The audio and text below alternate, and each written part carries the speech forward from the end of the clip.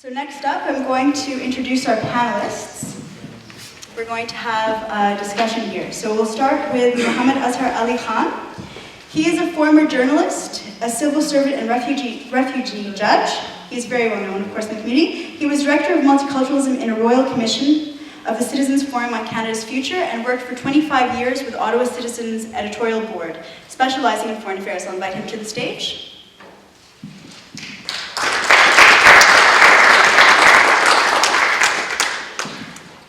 Omar Mahfoudhi is the Executive Director of the Islam Care Centre. He studied environment science at the University of Ottawa. He currently is studying environmental management at the University of Toronto, and he's now also the Executive Director of Islam Care Centre.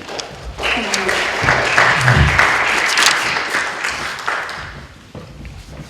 Dr. Maryam Azig is an author, activist, and human rights defender. When her husband Meher Arar was branded a terrorist and deported to Syria, she fought for his freedom.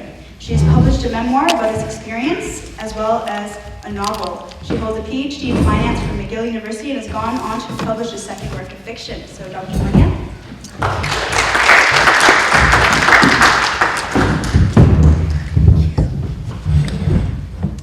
Louisa Taylor is an award-winning senior writer with more than 20 years' experience as a reporter and editor. She's now with the Ottawa Citizen. She has extensive experience writing and editing features and special projects.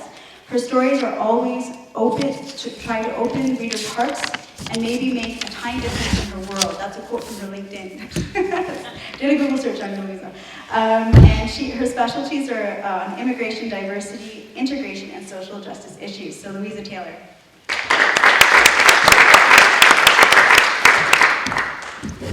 Sarah Musa is a young woman with big dreams. She's a student who is also a poet and a fighter for ambitions. She hopes to fulfill all her dreams of being in the humanities, having spoken word, and hopefully joining the media.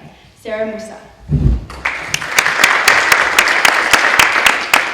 And Shelby will return to the stage to be your moderator for the discussion. So I'll be moderating the discussion, and then afterwards we'll open it up to the whole audience to get your feedback. But really this discussion is going to focus on kind of having this forum for intergenerational and cross-cultural dialogue just right here, and what we kind of hope to see more of in the paper itself. So everyone was given a few questions to reflect on, and so I'm just wondering if we can start with Louisa Taylor, actually, your reflections. All right. Do I have to turn anything on here? Is it on? Can you, is it on? Hello? Hello, hello? I can't tell. Is that better? Or is that better? That's better. All right. Mm-hmm. So I'm not texting other people. I wrote some notes on my phone, just so you don't think I'm incredibly rude. Thank you very much, Shelby, for inviting me today. And it's an honor to be here. I think Muslim Link is a really important part of the community. So Shelby asked us to introduce ourselves. I'm a 45-year-old wife, mother of 2 girls. I'm a journalist. My parents are immigrants of different generations. My mother came from England as a young secretary looking for a new world, and my father is a third generation of Anglo-Irish origin. I was born and raised in Ottawa. I went away to university to Montreal, and then I lived in Tanzania for 4 years, and I lived in Toronto for 8 years, but I'm back to stay. I keep coming back, and I've decided I'm not leaving anymore. Shelby asked us what we did like about Ottawa, what we think Ottawa does well. I love that Ottawa is green. It's a pleasant place to live. It's a manageable place to live. It's big enough, but not too big. But that's kind of what I don't like about it as well. I find that I chafe sometimes. I find Ottawa a bit conservative, and I don't mean morally or politically. I mean in terms of our dreaming. I find our architecture pretty boring most of the time, our urban planning pretty small-minded sometimes. So I often wish that Ottawa would be more adventurous. I also wish Ottawa as a city and a lot of its institutions, including my own, did a better job of understanding the diversity in the city and who we are and telling that story better. We were asked to say what part or aspect of the Muslim community do we know well? Well, I know lots of individuals well. And I know of some Muslim institutions in the city. I know quite a bit about the Ottawa Mosque, but not about the other mosques.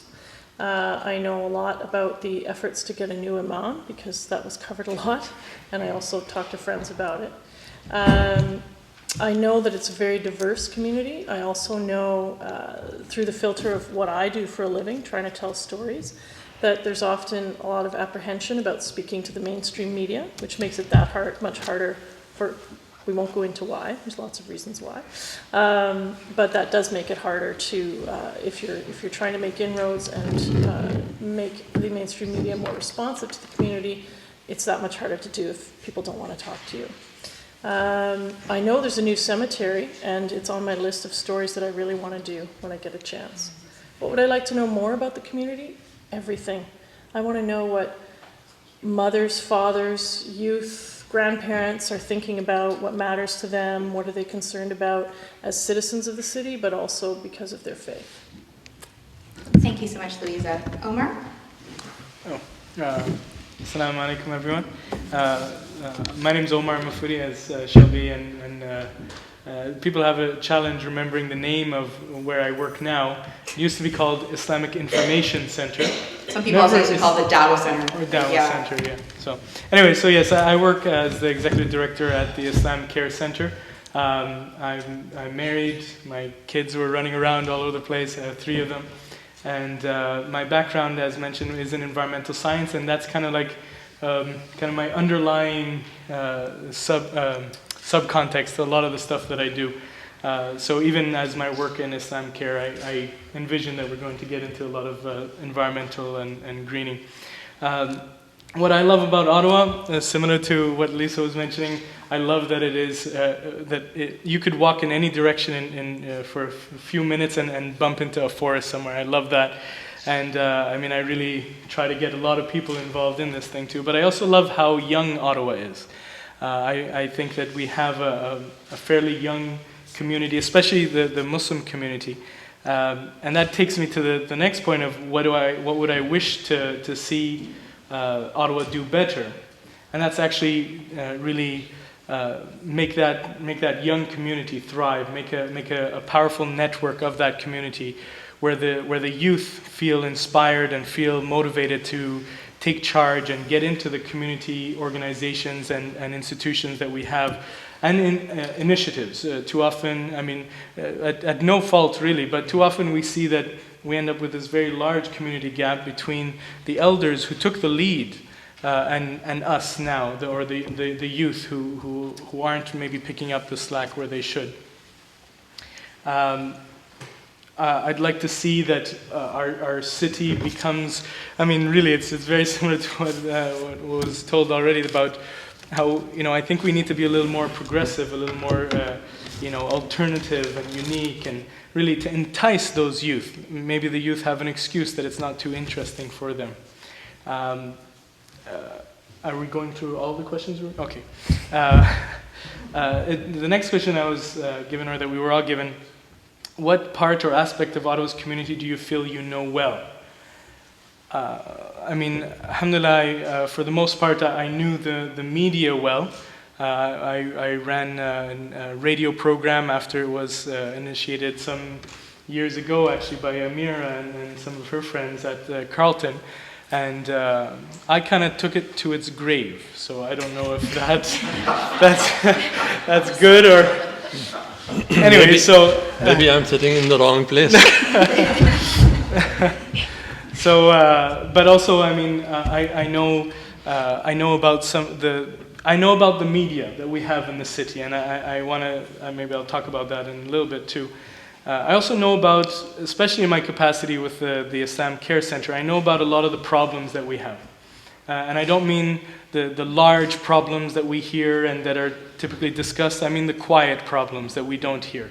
Problems that happen in families, and problems that happen with individuals and with the sub-minorities in our community that we don't hear too often from.